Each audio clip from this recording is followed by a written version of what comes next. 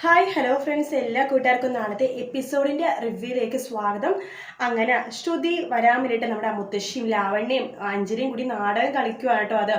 അതിനുശേഷം നമ്മുടെ ശ്രുതി ലാവണ്യക്ക് വേണ്ട കാര്യങ്ങളൊക്കെ പറഞ്ഞു കൊടുക്കുന്നുണ്ട്. അതായത് രാമായണം എങ്ങനെയാണ് വായിക്കേണ്ടതെന്നും വായിക്കേണ്ട സമയം എപ്പോഴാണെന്നും എങ്ങനെയാണ് ബുക്ക് തുറക്കേണ്ടതെന്നും അടയ്ക്കേണ്ടതെന്നും അങ്ങനെ A to Z കാര്യം പറഞ്ഞു കൊടുക്കുകയാണ്. അതിനുശേഷം നമ്മുടെ ശ്രുതി ഒരു സാധനം എടുക്കാൻ വേണ്ടി അടുക്കളയിലേക്ക് പോകുക കേട്ടോ. അടുക്കളയിലേക്ക് പോകുന്ന ശ്രുതി അതെടുക്കുന്ന സമയത്ത് നമ്മുടെ അശ്വിന്റെ വിചാരം അഞ്ജലിയാണ് അടുക്കളയിൽ നിന്നാണ്. അപ്പൊ ചേച്ചി എന്റെ ഫയൽ എവിടെ, ചേച്ചി എന്റെ ഫയൽ എവിടെ എന്ന് ചോദിച്ചിട്ട് അശ്വിൻ അടുക്കളയിലേക്ക് വരുക കേട്ടോ. ആ സമയത്താണ് നമ്മുടെ ശ്രുതിക്ക് ഒരു കാറ്റൊക്കെ അടിക്കുന്ന പോലത്തെ ഒരു ഫീൽ, അതായത് അശ്വിൻ അവിടെ എവിടെയോ ഉണ്ടെന്നൊരു തോന്നല് അവരുടെ ഉള്ളിൽ ഉണ്ടാവുമല്ലോ. അപ്പൊ ശ്രുതി ഇങ്ങനെ തിരിയുന്നുണ്ട്. ആ സമയം അശ്വിനും ഇങ്ങനെ നോക്കുക കേട്ടോ. അപ്പോഴാണ് ഇവർ പരസ്പരം കാണുന്നത്. ശ്രുതി പെട്ടെന്ന് കാല് തെറ്റിട്ട് പെട്ടെന്ന് തന്നെ അശ്വിന്റെ മേത്തേക്ക് വീഴണം. അശ്വിൻ താങ്ങി പിടിക്കുന്നുണ്ട്. നീ പിന്നെയും ഇവിടെ വന്നോന്ന് ചോദിക്കുമ്പോഴേക്കും ഞാൻ വന്നതല്ല, എന്നെ വരുത്തിയതാണ് എന്ന് പറയാണ്. നീ എന്റെ കൺമുമ്പിൽ കണ്ടുപോരുത്, പോയി വിടുന്നെന്ന് പറയുമ്പോൾ ഞാൻ പോകാച്ച നിങ്ങൾ എന്നെ പിടിച്ചോണ്ടിരിക്കില്ല, നിങ്ങൾ നിലത്ത് ഭൂമിയിലേക്ക് എന്നെ ഇറക്കി വിട്ടാലേ എനിക്ക് പോകാൻ പറ്റുള്ളൂ എന്ന് പറയാണ്. അതിന് അശ്വിൻ പറഞ്ഞത്, നോക്ക്, ഇവിടെ നിന്നെ ചേച്ചി വരുത്തിയെങ്കിൽ ആ കാര്യം കണ്ടിട്ട് പോവാൻ നോക്ക്, അല്ലെങ്കിലും എനിക്ക് നിങ്ങളെ കാണേണ്ട ഒരു ആവശ്യമില്ല, നിങ്ങളെ ഒരിക്കലും എനിക്ക് കാണണ്ട എന്ന് പറഞ്ഞിട്ട് ശ്രുതി അവിടെ നിന്ന് പോകുക കേട്ടോ.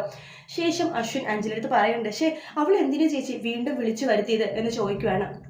നോക്ക് കുഞ്ഞ, ഞാനാണ് അവളെ വിളിച്ചു വരുന്നത്, നീ അപമാനിക്കേണ്ട ഒരു കാര്യം അവൾക്കില്ല.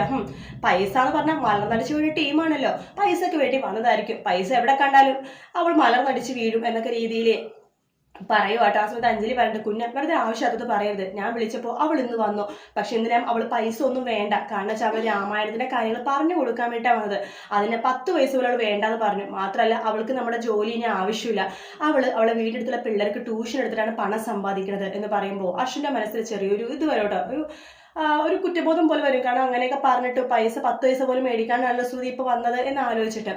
അതിനുശേഷം ശ്രുതി ലാവണ്യക്ക് കാര്യങ്ങളൊക്കെ പറഞ്ഞു കൊടുക്കുന്നുണ്ട്. ശരി ലാവണ്യ മേഡം, ഞാൻ പറഞ്ഞ പോലെയൊക്കെ ചെയ്താൽ മതി കേട്ടോ, ഞാനെന്താ പോട്ടെ, സമയം ഒത്തിരിയായി എന്ന് പറയുമ്പോൾ നമ്മുടെ ലാവണ്യ പറയണ്ട, അയ്യോ എനിക്ക് നാളെ ആകുമ്പോഴേക്കും പറഞ്ഞു തരണ്ടേ ശ്രുതി എന്ന് പറയുമ്പോൾ, നാളെയോ മേഡം, എനിക്കിനി വരാൻ പറ്റില്ല മേഡം, അത്യാവശ്യം എന്ന് പറഞ്ഞുകൊണ്ട് മാത്രമല്ല ഞാൻ ഇന്ന് വന്നത്, നാളെ വരാൻ പറ്റില്ല മേഡം. അയ്യോ ശ്രുതി, പ്ലീസ് ശ്രുതി, നീ എൻ്റെ എൻഗേജ്മെന്റ് വരെയെങ്കിലും ഒന്ന് നിൽക്കാവോ ഇവിടാൻ ചോദിക്കുകയാണ്. മേഡം അത് ശരിയാവില്ല മേഡം, എനിക്ക് ഇനി ഒരുപാട് ഡൗട്ട് ഉണ്ട് ശ്രുതി എന്ന് ലാവണ്യ പറയുമ്പോൾ, മേഡത്തിന് എന്തെങ്കിലും ഡൗട്ട് ഉണ്ടെങ്കിൽ ഫോൺ വിളിച്ച് ചോദിച്ചാൽ മതി, ഞാൻ പറഞ്ഞു തരാം എന്ന് പറയുകയാണ്. അതിനുശേഷം മുത്തശ്ശി അങ്ങോട്ടേക്ക് വരുന്നുണ്ട്. അത് കേട്ടിട്ട്, എന്താ എല്ലാം പഠിച്ചു ലാവണ്യ? ഏറെ കുറെ പഠിച്ചു മുത്തശ്ശി. എനിക്ക് തോന്നുന്നില്ല ഇവള് പഠിച്ചെന്ന്.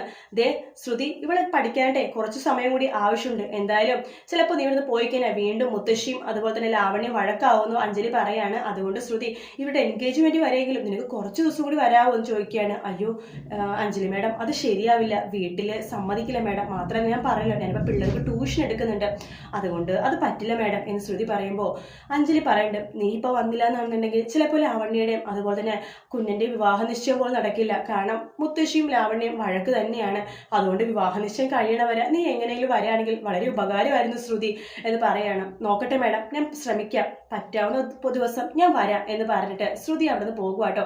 അത് കേൾക്കുമ്പോഴേക്കും നമ്മുടെ ലാവണ്യക്കും അഞ്ജലിക്കും അതുപോലെ മുത്തശ്ശിക്കും വല്ലാതെ സന്തോഷം. അവർ അടിപൊളി, അങ്ങനെ കുറച്ച് ദിവസം ശ്രുതി വരാൻ സമ്മതിച്ചു. ആ കുറച്ച് ദിവസം കഴിയുമ്പോൾ അവളെ ഒന്നുകൂടി നീട്ടിക്കൊണ്ടുവരാൻ വേണ്ടി വേറെ എന്തെങ്കിലും അടവ് പ്രയോഗിക്കാം എന്ന് ലാവണ്യ പറയണ്ട. അപ്പൊ അഞ്ജലി പറയണ്ട, അതെ അവള് എപ്പോ വരുന്നില്ലെന്ന് പറഞ്ഞു, അപ്പൊ നമ്മൾ നാടകം തുടങ്ങുന്നു എന്നിങ്ങനെ പറയാം കേട്ടോ. അങ്ങനെ അതിനുശേഷം നമ്മുടെ അശ്വിൻ ആകെ അവിടെ TV വർക്ക് ചെയ്തുകൊണ്ടിരിക്കുക. ആ സമയത്ത് TV ഓൺ ആയിരിക്കോട്ടോ. TV ഓൺ ആയിരിക്കുന്ന സമയത്ത് അശ്വിന്റെ വാർത്തയാണ് TV ലൈവ്, അതായത് വാർത്തയിൽ പറയുന്നത്. വേറൊന്നല്ല, നമ്മുടെ കോടീശ്വരനായിട്ടുള്ള ജെന്റിൽമാൻ, എല്ലാ പെണ്ണുങ്ങളുടെയും സ്വപ്നം ആയിട്ടുള്ള അശ്വിൻ സാർ, അതായത് അശ്വിൻ സാരം AS സാറിന്റെ വിവാഹമാണ് വരുന്നത് എന്നിങ്ങനെ TV വാർത്ത വന്നിരിക്കുക കേട്ടോ. ആ സമയത്ത് ലാവണ്യം അശ്വിന്റെ അടുത്ത് ഇരിക്കുന്നുണ്ട്. വാർത്തയിൽ പറയുന്നുണ്ട്, ഒരുപാട് പെൺപിള്ളേരെ അശ്വിനെ വീഴ്ത്താൻ വേണ്ടി പല നമ്പറുകൾ ഇറക്കി എന്ന് പറഞ്ഞിട്ട് നമ്മുടെ ശ്രുതിയുടെ സംഭവങ്ങളൊക്കെ കാണിക്കേണ്ടത്. അതായത് ശ്രുതി അശ്വിൻ ഇങ്ങനെ മേത്തേക്കിനെ പിടിക്കുന്നുണ്ടല്ലോ, അതും കുറെ നാളുകൾക്ക് മുമ്പ് TV ടെലികാസ്റ്റ് ചെയ്ത ആ ക്ലിപ്പ് ഉണ്ടല്ലോ, അതും TV ഇങ്ങനെ കാണിക്കുന്നുണ്ട് കേട്ടോ. അതിനുശേഷം പറയണ്ട, അങ്ങനെ ഒരുപാട് പെൺപിള്ളേരെ അശ്വിൻ ASRനെ കല്യാണം കഴിക്കാൻ വേണ്ടി പല നമ്പറുകൾ ഇട്ട് നോക്കി, പക്ഷേ അവരാരും തന്നെ ASR കല്യാണം കഴിക്കുന്നില്ല. കഴിഞ്ഞ ദിവസം നമ്മൾ കുറച്ചുകൂടി വാർത്ത കണ്ടായിരുന്നു, ഒരു പെൺകുട്ടി സ്റ്റേജിൽ വന്നിട്ട് ASRന്റെ വിവാഹം കഴിക്കാൻ വേണ്ടി ഒരുപാട് നാടകം കളിക്കുന്നത്. ആ പെൺകുട്ടീനെയും അല്ല ASR വിവാഹം കഴിക്കാൻ പോണത്, ലാവണ്യാണ് വിവാഹം കഴിക്കാൻ പോണത് എന്ന് വാർത്തയെ പറയുവാട്ടോ. അത് കേൾക്കുമ്പോൾ ലാവണ്യക്ക് വല്ലാത്ത സന്തോഷം തോന്നും. നോക്കി ASR നമ്മുടെ വാർത്തയാ TV കാണിക്കുന്നത് എന്ന് പറയുവാട്ടോ. അങ്ങനെ ലാവണ്യയുടെ ഫോട്ടോയും അശ്വിന്റെ ഫോട്ടോയും കാണിക്കുന്നുണ്ട് ടി വിയിൽ. അത് കാണുമ്പോൾ അശ്വിന് വല്ലാത്തൊരു ബുദ്ധിമുട്ട് പോലെ തോന്നുവാണ്. അതായത് ആദ്യം ശ്രുതിനെ കാണിച്ചിട്ട് ഈ പെൺകുട്ടിനെ കല്യാണം കഴിക്കുന്നില്ല, പകരം ഈ പെൺകുട്ടിയുടെ കല്യാണം കഴിക്കണമെന്ന് പറഞ്ഞിട്ടാണ് ടി വിയിൽ ന്യൂസ് കാണിച്ചത്. അതിനുശേഷം ലാവണ്യ പറയുന്നുണ്ട്, ഹോ ഈ ന്യൂസിൽ എന്നെ കൊടുത്തിരിക്കുന്ന ഫോട്ടോ കാണാൻ എന്നെ കാണാൻ കൊള്ളില്ല, അവർക്ക് വേറെ കുറച്ചുകൂടി നല്ല ഫോട്ടോ വെച്ചുകൂടിയായിരുന്നു. ആ കുഴപ്പമില്ല, എന്തായാലും ടി വിയിലൊക്കെ വന്നല്ലോ, വളരെ സന്തോഷമായി. സത്യം പറഞ്ഞാൽ ഇതിനെയൊക്കെ നന്ദി പറയേണ്ടത് ആ ശ്രുതിയുടെ അടുത്താണ് എന്ന് പറയണം. അത് കേൾക്കണം അശ്വിൻ പെട്ടെന്ന് പൊട്ടിത്തെറിക്കുവാണ്. ഹോ നിന്നെ കൊണ്ട് ഞാൻ തോറ്റു, എപ്പോഴും അവളുടെ പേര് മാത്രമേ ഈ വീട്ടിൽ പറയാനുള്ളൂ, ഒരു ശ്രുതി ശ്രുതി ശ്രുതി എന്ന് പറയാണ്. ഞാൻ നോക്ക്, ശ്രുതി പറഞ്ഞുകൊണ്ടൊന്നുമല്ല ഞാൻ നിന്നെ കല്യാണം കഴിക്കുന്നത്, എനിക്ക് തോന്നിയിട്ട് തന്നെയാണ് ഞാൻ നിന്നെ കല്യാണം കഴിക്കാൻ വേണ്ടി തീരുമാനിച്ചത് എന്ന് പറയാണ്. ഇനിയെങ്കിലും അവളുടെ പേരൊന്നും പറയാതിരിക്കൂ പ്ലീസ് എന്ന് പറഞ്ഞിട്ട് നമ്മുടെ അശ്വിൻ അവിടെ നിന്ന് പോകുക കേട്ടോ. അതിനുശേഷമാണെങ്കിൽ ഈ വാർത്ത ശ്രുതിയൊക്കെ കാണുന്നൊക്കെ ഉണ്ട് കേട്ടോ. പിന്നീട് കാണിക്കുന്ന ശ്യാമിൻ്റെ അടുത്ത് അഞ്ജലി പറയുന്നുണ്ട്, കുറച്ച് നാൾ കൂടി ശ്രുതി ഇവിടെ വരുമെന്ന് പറയുമ്പോൾ ശ്യാം ആകെ പൊട്ടിത്തെറിക്കുകയാണ്. എന്തിനാണ് അവൾ ഇങ്ങോട്ട് വീണ്ടും വിളിച്ചു വരുത്തുന്നത്, എനിക്കത് ഒട്ടും ഇഷ്ടമല്ല. അഞ്ജലി അവളുടെ അടുത്ത് ഇവിടെ വരാൻ നിൽക്കേണ്ടെന്നൊക്കെ പറഞ്ഞുകൊണ്ട് ഭയങ്കര വഴക്കുണ്ടാക്കുകയാണ്. അപ്പം അഞ്ജലി ചോദിക്കണ്ടേ, എന്തിനാ ശ്യാമേട്ടാ ഇങ്ങനെ വഴക്കുണ്ടാക്കണത്, ഇതിപ്പോൾ കുഞ്ഞിനേക്കാളും ദേഷ്യം നിങ്ങൾക്കാണെന്ന് തോന്നണല്ലോ ശ്രുതിയുടെ അടുത്ത്. ശ്രുതി അതിനെ മാത്രം ശ്യാമേട്ടൻ്റെ അടുത്ത് എന്ത് തെറ്റാ ചെയ്തത്, ശ്യാമേട്ട ശ്രുതിനെ കണ്ടിട്ട് പോയില്ല, പിന്നെ എന്തിനാ ശ്രുതിനെ പറയുമ്പോൾ ഇത്ര ദേഷ്യപ്പെടുന്നത് എന്ന് പറഞ്ഞിട്ട് അഞ്ജലിയുടെ മുഖം ആകെ മാറുവാട്ടോ. അത് കേൾക്കുന്ന ശ്യാമിനെ മനസ്സിൽ വിചാരിക്കുകയാണ്, ഹോ അഞ്ജലിയുടെ പറഞ്ഞ് തിരുത്താൻ പറ്റില്ല, ശ്രുതിനെ പറഞ്ഞ് തിരുത്താം, ശ്രുതി എടുത്ത് പറയാം ജോലിക്ക് വരണ്ടാന്ന് എന്ന് പറഞ്ഞിട്ട് നമ്മുടെ ശ്യാം അഞ്ജലി അടുത്ത് പറഞ്ഞിട്ട്, സോറി അഞ്ജലി മോള്, പെട്ടെന്ന് ദേഷ്യം കൊണ്ട് പറഞ്ഞു പോയതാ, എനിക്ക് പെട്ടെന്നൊരു വർക്ക് ഉണ്ട്, ഞാൻ പോയിട്ട് പെട്ടെന്ന് വരാന്ന് പറഞ്ഞിട്ട് ശ്യാം അവിടെ നിന്ന് മുങ്ങുവാണ്. പൊങ്ങണത് ശ്രുതിയുടെ അടുത്തേക്കാട്ടോ. ശ്രുതി അടുത്ത് പറഞ്ഞിട്ട്, ശ്രുതി നീ വീണ്ടും ആ അശ്വിൻ സായിറാമിന്റെ വീട്ടിൽ ജോലിക്ക് പോകാൻ വേണ്ടി തീരുമാനിച്ചോ?